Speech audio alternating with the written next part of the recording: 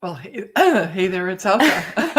And Jen, good morning. We're here for another Zazzle Tech training. I'm going to be speaking most of the time because Elka, I don't know what's going on, but she has a frog in her throat. So, Yeah, good morning. And today we're talking about the Zazzle design tool tips and tricks.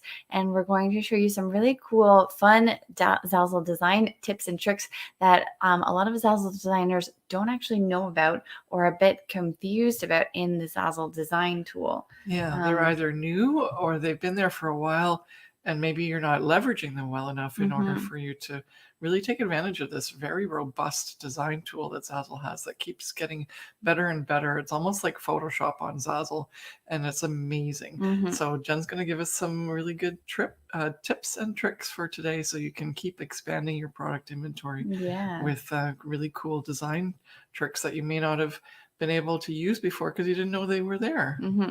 Yep. So let me go in and share my screen, and I'm on Zazzle.com.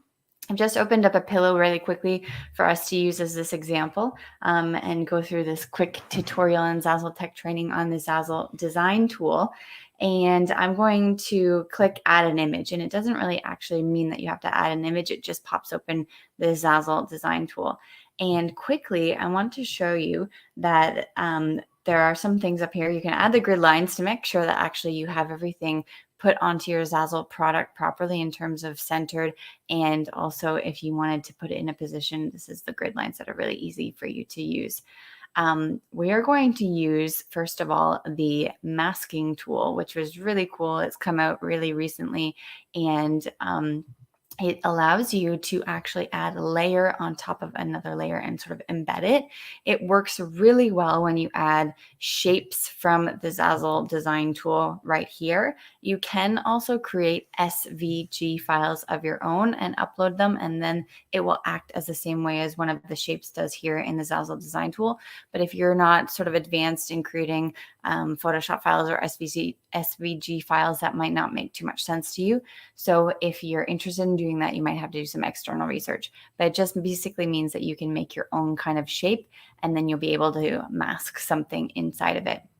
So we're going to go now into my files, and I have glitter here. Let's do this. I'm going to upload this blue glitter, which is kind of fun. And you can see that the blue glitter takes over top of the shape of the circle, right? And because the circle is underneath the glitter, you're not going to be able to see it. But there is a button that is actually not available to click right now. It's called mask, and you can see it up here. What we're going to do is select both of the layers, and we're going to then have this button obviously be or automatically show up now because we've selected two layers. And you can click the mask button, and that means that the sparkles are going to go inside of the circle, which is quite fun. So now you can use this as one of your shapes, and the shape has now got the sparkle effect. That is applicable to any type of pattern, any type of photo, any type of thing that you want to embed or mask inside the circle. And if you actually decided you didn't like that and you wanted to unmask it or take the sparkles out, you just click the unmask button, and now they are separated again.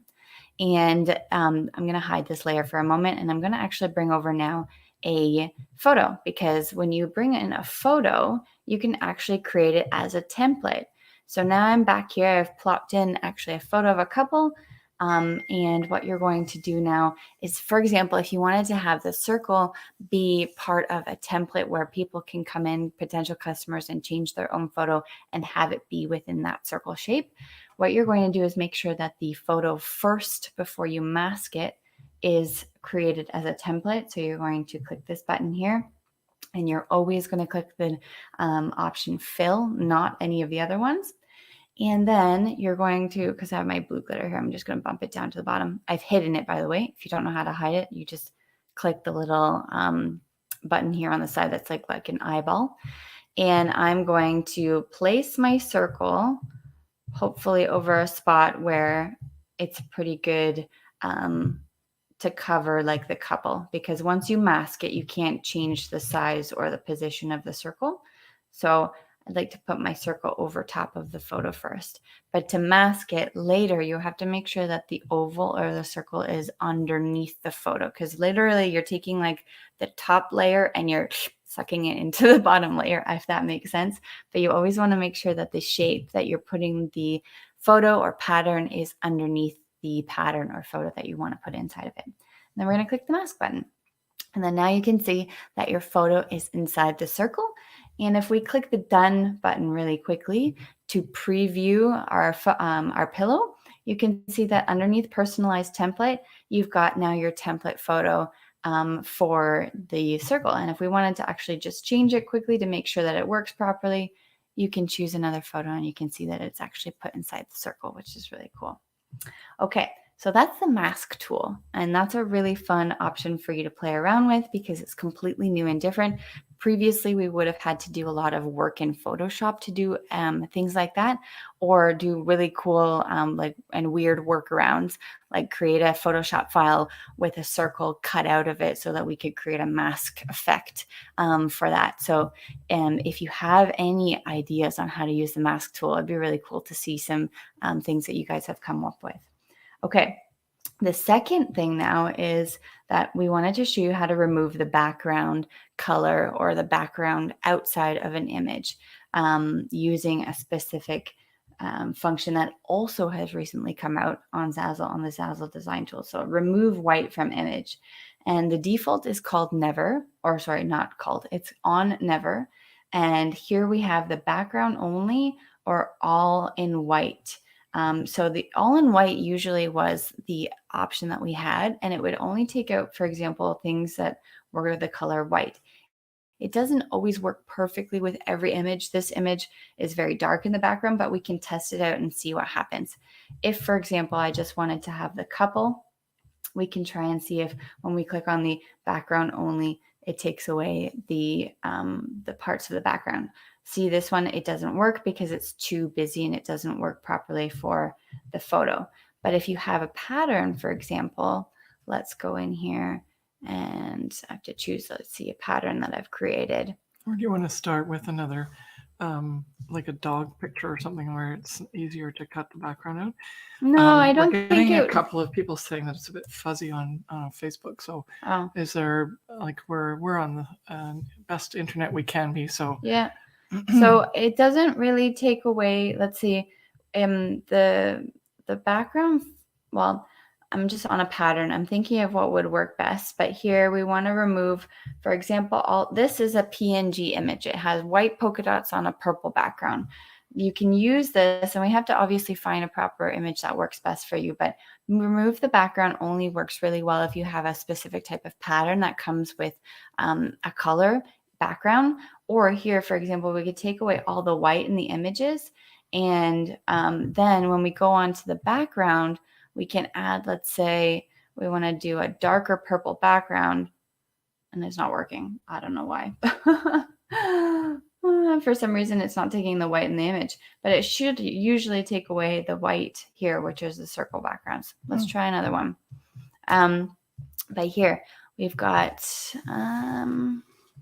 let's do trees. Nope. I have to find a pattern. I have a lot of photo files here, but usually it would come up with an option for you to remove the color and also the background images. So let's see if this one here works. So we want to remove the background. You can see that it's starting to work on some of them. I think it's just on the internet. Maybe it's the internet. So here, for example, I removed all of the white. So it's a pattern of birds flying. I removed all the white. In this one, it actually recognized that the white pattern was the birds. And so here, I'm going to blow it up. It obviously is giving me a warning because it's too large. I wanted you to see it so that when you change the background now, we change the color to, let's do, we want to do black. So the birds show up black. Now the birds, even though they were originally white in my file that I've uploaded to Zazzle years ago, now I can revamp this photo and use it in a different way than I used it before, because you can remove the whites or you can remove the background images. The background image one usually works with patterns that are very, like there's different types of bold colors clashing so that there's a very distinctive outline. I'm not going to waste too much time trying to find another photo that I can use, but this is a good example of to show you how to remove the whites, and then also you can test out your photos to remove the background as well. Okay, now we just wanted to make sure that you knew about these two things because they're very new and they've just come out into Zazzle.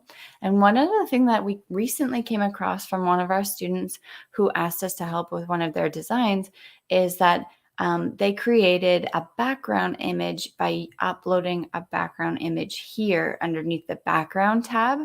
For example, they've taken like this pattern with the birds and they've actually uploaded it here and use it as the background file. This is the most logical thing to do if you're thinking of creating a background, because technically this picture would be a background image on the pillow. However, when you're editing your files or editing your products, it doesn't then show up on your layers. And I'm going to show you what I mean right now.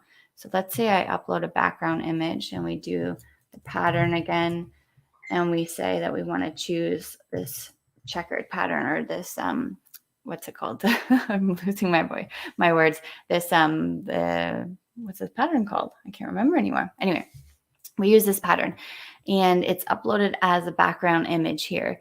That means that this image is technically on the product, as you can see here in the preview, but when you go into your layers, it's not here. I just have my hidden things right now, which are the glitter and the oval.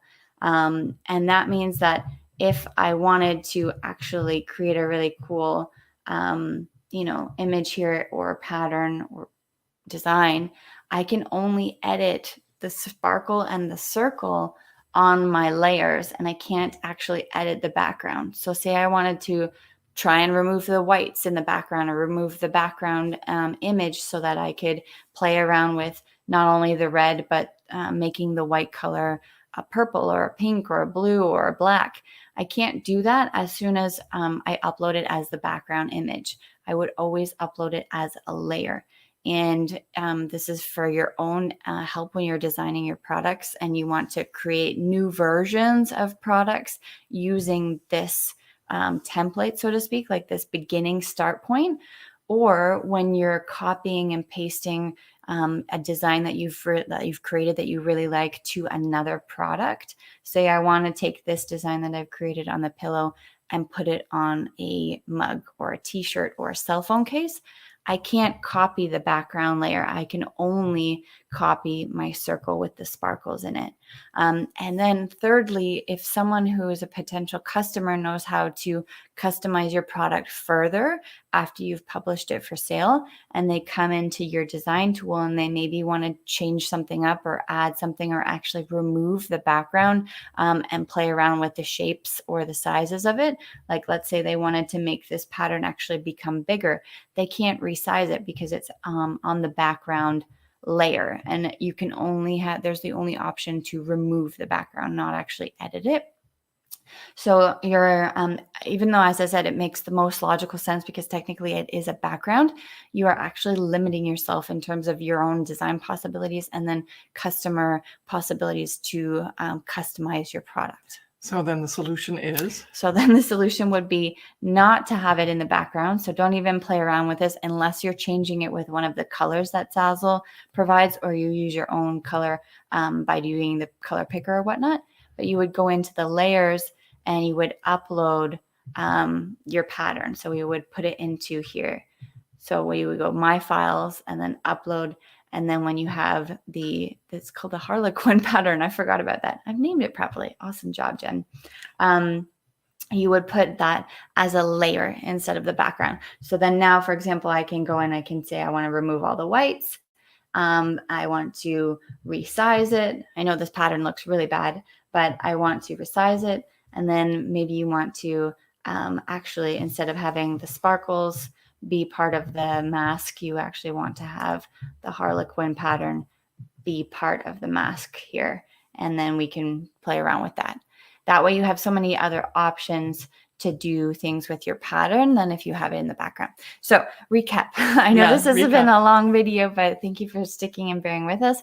We have played around with the mask tool, which means that you can put a pattern or a photo inside a shape.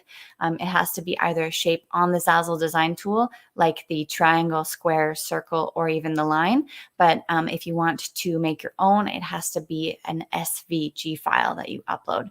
Then we use the remove the colors in the background or remove all whites, which is on the right-hand side when you select the pattern here. Yeah. Are you telling me, should I what? Oh, I thought you just wanted to stop the screen share, but Okay, I can we stop can the still screen do share. that. Yeah. Sure. So we remove the white colors or the background image from a photo or a certain type of pattern, etc. And then we did the background thing where you add an image to the background. You don't want to do that. You always want to make sure that you add all of your images, whether it be a background or not, to your layers so that you're able to play around with them and manipulate them or resize them and maybe even change the color. Yeah, it's just such a it seems like a really useful thing to have that there, but it's so restrictive that it's better to have it as a layer, even if it is your background. Yeah, I saw there's a question quickly. Are you able to still sell it if you're if you're adding that background? Yeah, you can put your products up for sale when you add a background like what I did. Yeah. However, as I mentioned, it limits you very much so in terms of your design capabilities and then also customer customization possibilities. Yes. Okay, well, thank you very much for watching, and we will see you next week for another Zazzle Tech training with Jen and Elke. Bye. Bye.